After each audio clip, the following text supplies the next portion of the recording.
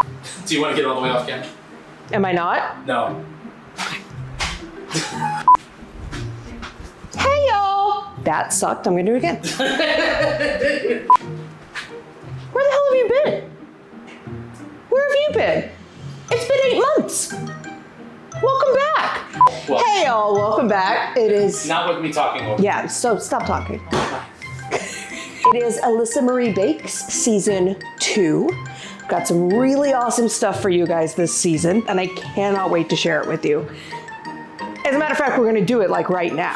But this is not the promo. Like this is not a promo. I'm actually filming the episode right now. Literally, I'm getting ready to just make episode 1. Okay.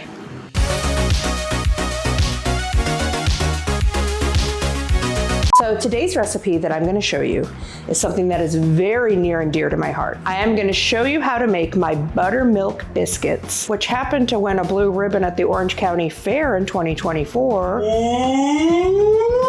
I know. And my mama's sausage gravy with a few little extra add-ins. Sorry, Mom. It's actually kind of a funny family story. Like my mom was trying to teach my dad how to make biscuits, but my mom doesn't measure anything.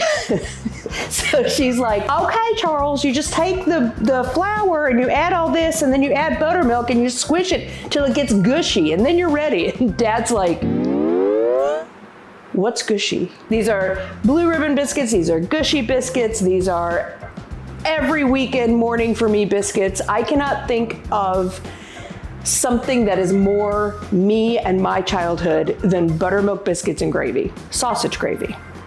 Always sausage gravy. Making biscuits is similar to making pie dough in that we want to get the flour and the cold butter mixed together with the layers. So that's why I'm using a food processor for this. We're gonna start with flour. This is 3.5 cups. Put that right in the food processor. 2.5 teaspoons of baking powder. It's important for this recipe because we're using so much baking powder to go ahead and try to find aluminum-free baking powder. It's at your grocery store. You just got to look next to your regular baking powder. It's right there. But it's not going to add that kind of metallic taste that sometimes can happen if you have too much baking powder. So go ahead and get the aluminum free if you can. 2 tablespoons of kosher salt, 1/4 teaspoon of baking soda, and then we are going to do 2 tablespoons of sugar. If you've seen my cornbread recipe, you know that I am violently against sweet cornbread. I feel the exact same way about biscuits, but those 2 teaspoons of sugar that we just added is just gonna help it brown so that you're not gonna taste it. It's not gonna taste like a sweet biscuit. It's just gonna taste like a delicious flaky biscuit that's real brown, which is the way it should be, in my personal opinion. We are going to set it up, put the lid on. I'm working backwards, so normally I'm facing this and I feel like I have forgotten how to use this. We're just gonna pulse it a few times. That is on, not pulse. Pulse. Wiki, wiki.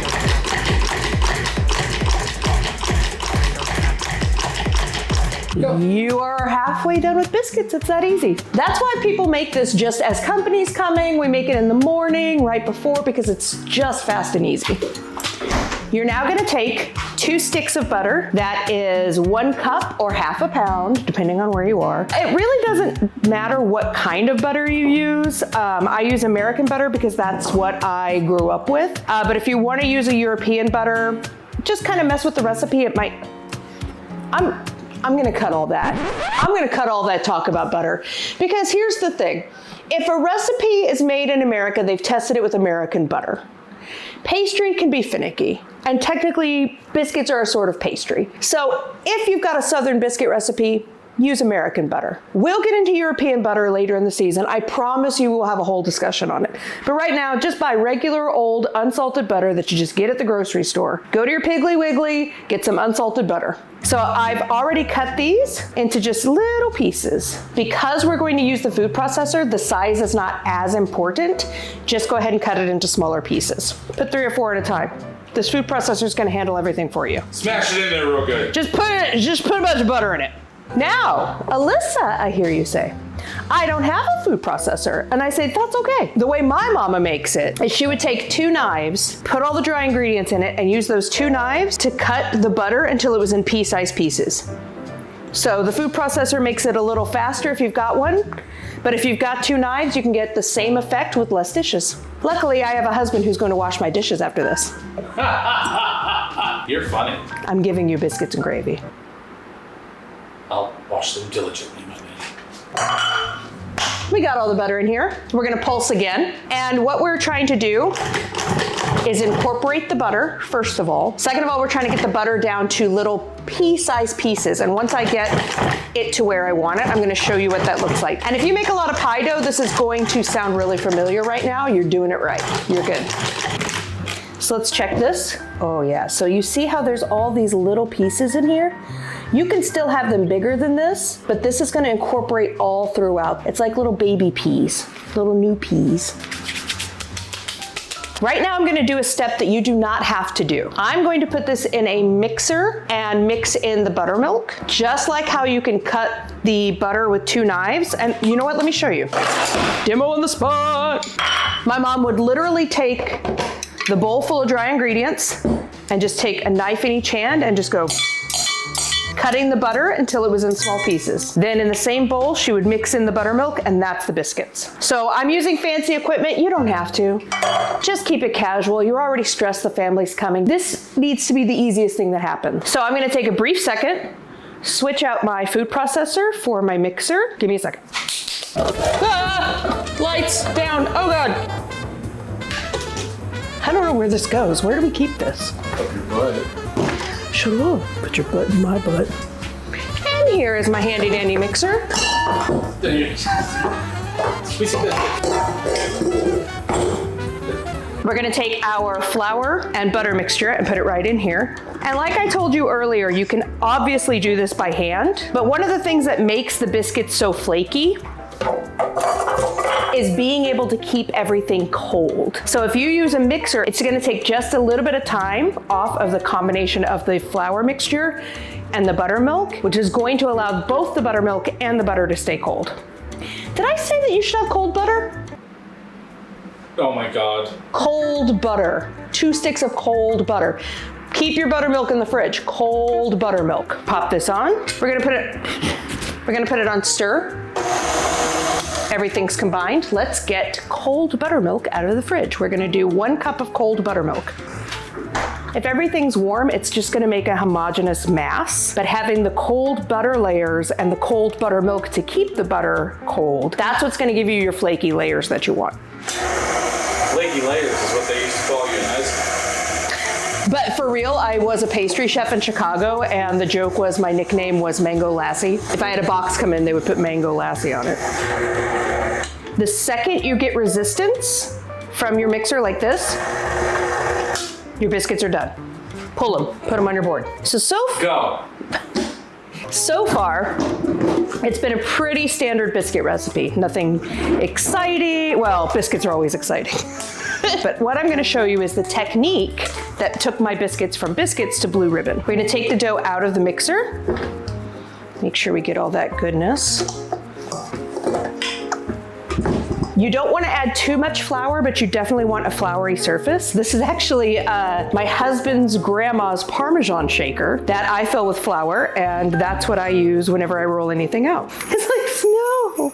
We're gonna dump it all out on here on the board. You're gonna notice there's gonna be some dry areas like that. That's okay. You didn't do it wrong. We're just gonna mix those in. You're gonna knead very lightly. More than knead, you're just pushing it together. You're not actually kneading to create gluten. You're just kneading it so that it all sticks together. Kind of the same process with pie dough. So you're gonna get this as rectangular as you can. We are not striving for perfection. We are striving for delicious. So if it's a little rounded, it's not gonna hurt anybody. Nobody's gonna be hurt, I promise.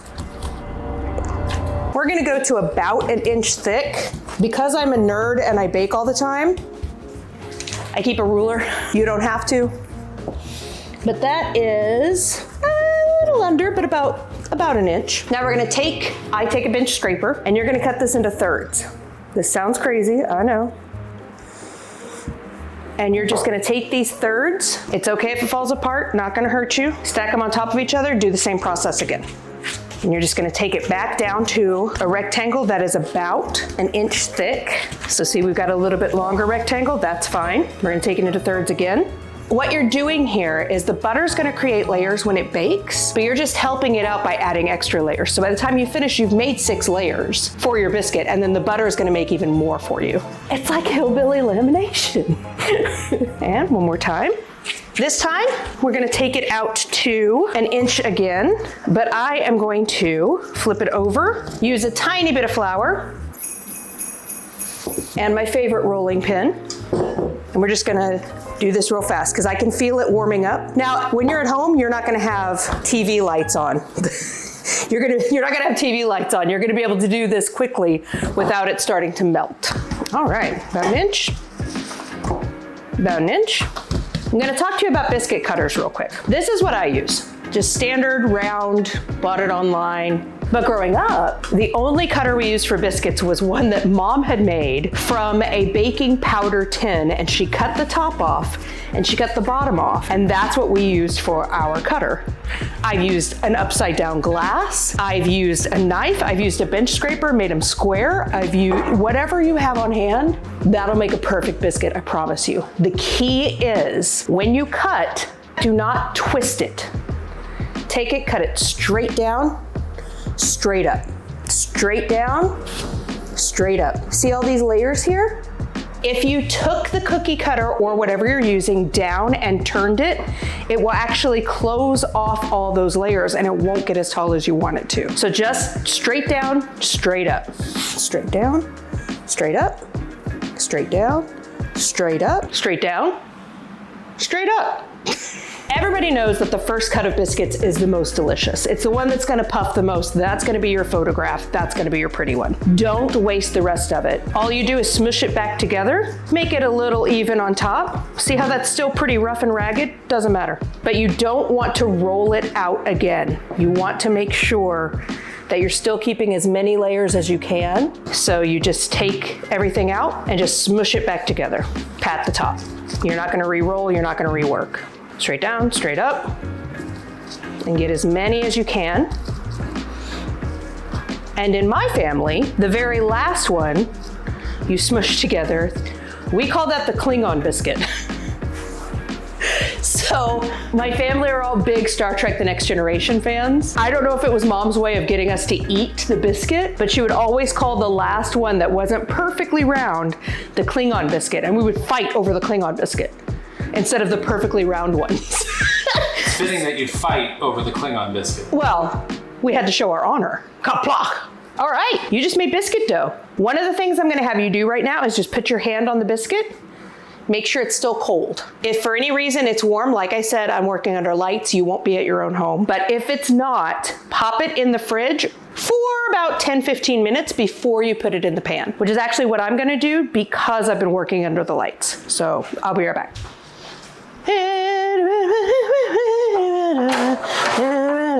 Biscuits.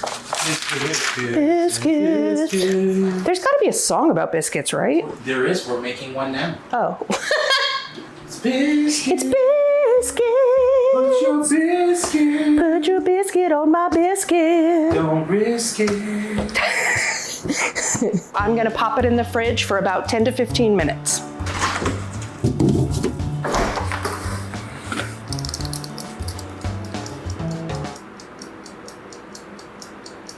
So now the biscuits are absolutely cold to the touch. They feel like little hockey pucks. They're not moving when I touch them. I'm gonna go grab my cast iron. Because my personal opinion, biscuits should always be made in a cast iron. And if you saw my cornbread episode, you know this cast iron has been in my husband's family for over 100 years. Aww. I know.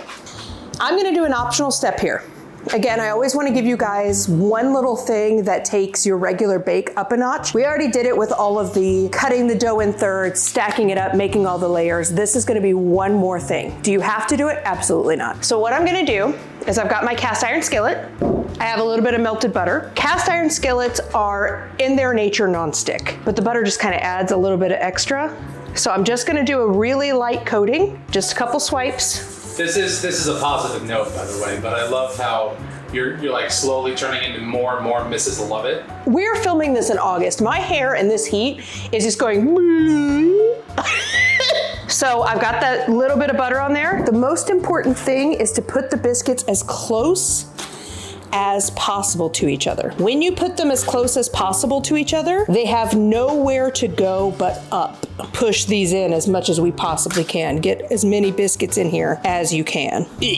Now that that's done, again, here's an additional step you don't have to do. Take your melted butter, brush it on top. I'm generous because I'm from the South. Now, the last step I'm gonna do is I'm gonna sprinkle this with what's called molten salt. Sea salt works fine, regular salt works fine. The reason I specifically want to do the brand name Malden salt is because they create these really big crystals of salt. It's more like flakes, and it's not going to dissolve into your baked goods. It's going to actually give them a salty crunch on top. Don't go crazy, just a little sprinkling.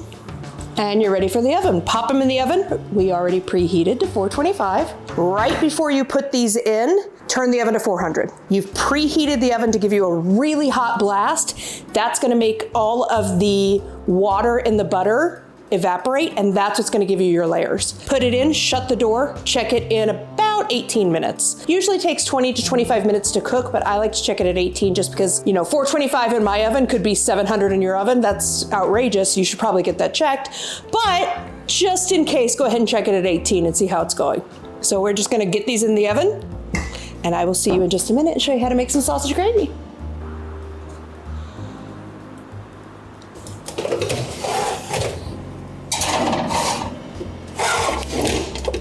So while our biscuits are in the oven, I'm gonna teach you my mama's sausage gravy. This is how I learned how to make sausage gravy. It's country gravy, so it's white. This is perfect for breakfast. It's perfect for chicken fried steak. It's absolutely delicious. We need a really big skillet because we're gonna start with a pound of breakfast sausage. In my household, me and my husband, we prefer hot sausage, and we add some heat later, but I'm gonna show you how to make this how you like it. I'm gonna turn this and take it to a medium-high heat. Like I said, just regular breakfast sausage. You can make this with sausage links. You can make this with chicken sausage. You can do maple. You can do whatever you like. So I'm just gonna pop this in here on medium-high heat. Let that get going. So I'm just breaking up the sausage. It doesn't matter. No, from here on out, everything is estimated. We've baked something where you need to be precise with your baking powder to buttermilk ratio to baking soda ratio. This is all feel. From here on out, you're not gonna do it wrong. Just relax. So growing up in Kentucky, we would be in our beds. We're waking up slowly because it's Saturday, and all of a sudden you would just kind of like smell the sausage. And then you would like get the whiff of the buttery biscuits, and it was like all three of us kids would just run downstairs because we knew what was going on. We were all big eaters, so you had to run downstairs and you had to fight to make sure you got some gravy.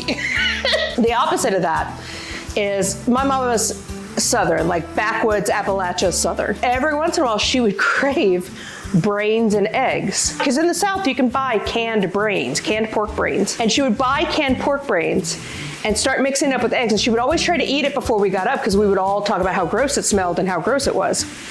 But we could smell it while we were in bed. And so she'd be cooking it for herself as a little treat. And we would wake up and just be like,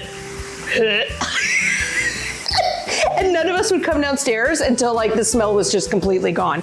So instead of coming down for like breakfast at like 8 or 9 or whatever, like 1 p.m., we're like, let's have some lunch. Now I myself have had brains, I can't judge, but something about canned brains, no. All right, we're starting to brown up here. I like it really brown. I like that Maillard reaction, where everything gets like that really toasty dark brown. I think that's the best part. Don't film TV shows in August. We don't have air conditioning. I'm dying. Have you seen my hair wilting? It's wilting. Like a fine southern bloom. And the rhododendron. So you see how we're getting the brown in there? It's nice and fragrant. Everything is cooked. Now we're gonna do the next step. What we're going to do is make a roux. In order to make a roux, you need fat, you need flour. Every bit of the fat that stayed in here, we're keeping it. We're going to add in 1/3 of a cup of flour. This is just regular all-purpose flour. We're gonna sprinkle it on top. And I always have extra flour in case I need it, so just always have a little backup. We're gonna stir the flour into the sausage. Now, traditionally, there's not actual chunks of sausage in a roux, but that's the basic idea. You're taking the amount of fat, you're adding the flour, you're cooking it together until the flour smell is gone. So what you want to be able to smell is you want to be able to do this, and it smells nutty, almost toasty. As you can see, there's not flour and fat, it's all one thing right now. When you're making gravy, that's what you want. Once you've lost that raw flour smell and it smells nutty, we've got 4 cups of milk. Now this is whole milk because no other milk exists in this world. We are gonna add this milk to this mixture slowly. And you're gonna see how the milk and the flour are gonna combine, and that's gonna make that thick roux that we're looking for. This is a consistency thing, and it's a consistency you like. So you gotta find what you like and play with that. So we're just gonna start by adding a little whole milk. And as you watch, see how that milk is just completely absorbed? That means it needs more milk. So basically, if you add the milk to your flour and sausage mixture and it absorbs, you need more milk. That's the end of it. That's it. If you add a bunch of milk and it doesn't absorb and it's watery, add just a touch more flour. That's why we have the extra flour. That's why we have the extra milk, so that you can make this the consistency that you prefer. But as a general rule, 1 pound of sausage, 1/3 cup of flour to about 4 cups of milk is going to give you a pretty good gravy. Good gravy! Good gravy, man! It's looking pretty thick. We still want it a little thinner for a gravy consistency, but now is when you want to season it. So I use kosher salt. Diamond kosher salt. If you're using Morton's kosher salt, you're gonna need to add less. If you're using iodized salt, table salt, use even less than that. But we're gonna get the seasoning started. So much pepper. So much pepper. Now we're gonna add some more milk. And if you think I added a lot of salt and a lot of pepper, just remember, anytime you're adding a dairy product, butter, milk, heavy cream, anything like that, whatever spices that you have added, it's going to absorb those. It's gonna make them a little less pungent. I like to add a little more than I think I'll need at that stage. And then we're gonna taste it along the way, because like I said, this is not baking. This is not an exact science. This is the consistency you like your gravy and the seasonings that you like in your gravy. And you can kind of see now why we're doing such a big pan. And I'm still splashing on the sides. I'm gonna have to clean that up later. So it looks like it's super milky, but as it's heating, as you're stirring, it's getting nice and thick and delicious, and I'm getting real hungry. I mean, this is like quintessential Elisa growing up food. All right, I went ahead and used that whole 4 cups of milk, and I'm gonna do a little whisk around just to kind of get it going. You're just gonna keep it right here. It's gonna thicken up the very last bit. Then you're gonna taste it, season it, and serve it. That's how fast it is. While your biscuits are cooking, this is just done. See how when you're whisking, you can see the bottom? That's the thickness I like. That's what I like. You can add more flour to make it thicker if you like. You can add more milk to make it thinner. This is the consistency that I prefer. So I'm gonna add a little bit of pepperoncino. Salt, because as you recall, the salt is dulled a little. And then I'm gonna add more pepper than anyone on God's green earth should ever add to gravy. And I'll probably add more when I get it on my biscuit. That's just facts. And that is our gravy. The biscuits are getting ready to come out the oven. I'm gonna do one final taste test. It's always important to taste what you can to make sure it is the spice and the salt that you want. That is delicious. That's really good. So I'm gonna take this, set it aside. The biscuits are getting ready to come out of the oven, and then we'll have breakfast or dinner or lunch, whatever you wanna do. We'll serve it. All right, so it's been about 20 minutes. We've made a delicious gravy. I'm gonna check these and make sure they're done before I pull them. See that golden top? If you want it darker than that, you absolutely can, but this is perfect for me. We got the biscuits, we've got the gravy. We're gonna put it together. So here are our finished biscuits with all of the layers that we put into them, all of that beautiful butter and salt on the top, exactly what we wanted. So we are going to set these over to the side because I am going to show you the breakfast that I grew up on, the breakfast that created Elisa of Elisa Marie Bakes. Renowned. I'm going to take one out and just kind of show you real quick. Oh, coming close on this. Look at all of these layers. That is the work that we did. Each of these little pockets is where the water and the butter evaporated, and then we worked to build up these layers. Look at that. You can have it with a little butter. You can have it with a little bit of award-winning jelly. This is cherry limeade jelly, which was the OC Fair Blue Ribbon and Division winner in 2021. So you can do that, but the best way to do it, take the biscuit, cut it in half. You got the gravy going. Oh, yeah. Oh, that looks so good. That looks so good. I like a fork to eat this. Just dig in.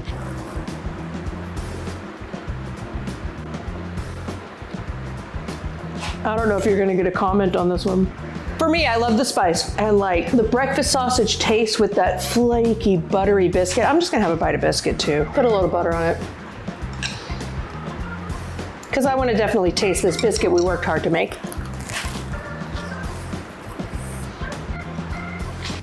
Y'all, it's got a little bit of tang from the buttermilk. It's got all those buttery, flaky layers that we worked to create. Do not skip the salt on top. And this gravy, it's creamy. It's not milky, but it's like creamy. And it's got so much sausage in it, all these little sausage pieces. And each piece is giving the breakfast spices that it comes with. And it's just absolutely delicious. Mama's biscuit recipe that won a blue ribbon, the sausage gravy recipe I've been making my whole life, with a couple tweaks. Added a little more heat than my mom would. This, I'm having a really hard time talking about it and not eating it because it's really delicious. I hope that you guys take some time. I know this is airing right around Thanksgiving, but take a few minutes in the morning, make yourself some biscuits and gravy, center yourself for all the family to come over that day. Find yourself a moment, biscuits and gravy, relax, then you can handle the turkey, then you can handle everything else. Breathe and eat something hearty that's gonna get you all the way through to Thanksgiving, no matter who shows up. I don't know what else to say because all I wanna do is do this. We gotta do our outro. This is the outro. No, we gotta Fine. We gotta lead out the Thank you guys so much for watching. You know that I am so grateful for every single one of you guys. If you liked this episode, please like, subscribe, save, share it with your friends. Be sure to go back and watch season 1. We've got some big holidays coming up, and I'm gonna be doing some really big baking for those. Be sure to subscribe so that you can see the next episodes that are coming out because we have a lot of really good things coming. Thank you guys so, so much. I appreciate every single one of you. Biscuits and gravy, y'all. I want that as a shirt. Biscuits and gravy, y'all. Merch. Eat more gravy. Eat gravy for every meal. Unless you're British.